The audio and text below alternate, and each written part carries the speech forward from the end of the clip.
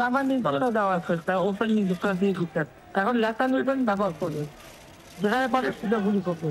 ये बीबीसी की तरफ से तस्दीक शुदा एक लीक कॉल है जिसमें शेख हसीना ने 2024 के तलबा के मुजाहिरों में मुजाहिरीन के खिलाफ मौलिक ताकत के इस्तेमाल की इजाजत दी थी। इस रिकॉर्डिंग की बांग्लादेशी हुक्काम और बीबीसी के अपने आज़ाद तजज़िये ने तस्दीक की है, जिसमें किसी किस्म की रद्दो बदल का कोई सबूत नहीं मिला। अक़वाम मुत्तहिदा का अंदाजा है कि गुज़िश्ता मौसम गर्मा में तलबा के हुकूमत मुखालिफ मुजाहिरों में 1400 अफराद हलाक हुए। तलबा एक गैर मकबूल कानून के खिलाफ एहतजाज कर रहे थे जिसने सरकारी मुलाजमतों तक रसाई को महदूद कर दिया था, लेकिन पुलिस ने तशद्दुद से जवाब दिया।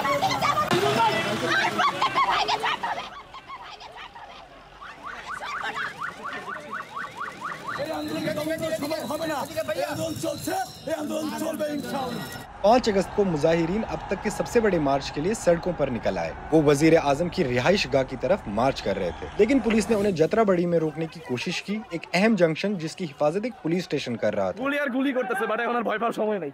बीबीसी की एक तहकीकात से पता चला है कि कम से कम 52 अफराद और 6 पुलिस अफसरान हलाक हुए, जो बांग्लादेश की तारीख में पुलिस तशद्दुद के बदतरीन वाक़यात में से एक है।